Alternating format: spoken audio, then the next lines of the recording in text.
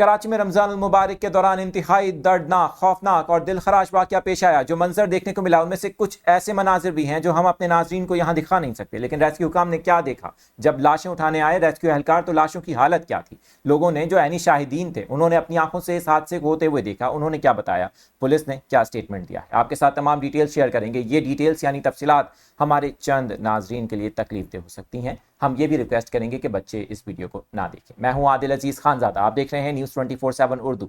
सबसे पहले बात करते हैं कराची में इस तरह के वाक़यात वैसे तो नई बात नहीं है। 2025 जब से शुरू हुआ है रोज़ आए दिन ऐसे ही हादसा रिपोर्ट हो रहे हैं। एक एक दिन में कई हादसा भी हुए हैं, कई लोग जानों से गए हैं। लेकिन आज 23वां रोज़ा था जब इफ्तार से ज़रा पहले कराची का इलाका मलीर हॉल्ट, जहां पर हमने देखा मलीर हॉल्ट का जो वाटर हाइड्रेंट है वहां से एक तेज़ रफ्तार टैंकर शाहराह फैसल की तरफ आता है। ये मनाजिर आपको स्क्रीन पर भी दिखाए जा रहे हैं। तेज रफ्तार टैंकर ने एक मोटर बाइक को कुचल दिया। इस मोटर बाइक पर सवार खातून और इनके शौहर जान बहक हुए। लेकिन सबसे ज़्यादा दर्दनाक मनाजिर उस वक्त देखने को मिले जब ये खातून, पता चला कि ये हामला थी, इन्होंने मौके पर ज़ख्मी हालत में शाहराह फैसल पर मलीर हॉल्ट के करीब इस बच्ची को जन्म दिया जो चंद मिनटों में पैदा होने के वो भी साथ चल बसी। इंतहाई दिलखराश, बहुत ही दर्दनाक ये मनाजिर थे।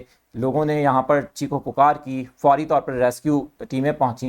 लेकिन सवाल ये पैदा होता है, इस टैंकर के ड्राइवर को गिरफ्तार किया गया है। पुलिस का स्टेटमेंट है कि टैंकर का जो ब्रेक है वो फेल हो गया था, ब्रेक नहीं लगा, जिसकी वजह से मुमकिना तौर पर यह हादसा पेश आया। शहर में इस तरह के वाक़यात बढ़ते जा रहे हैं, चाहे वाटर टैंकर हों, चाहे ट्रॉलर्स हों, चाहे दीगर हैवी ट्रैफिक हो।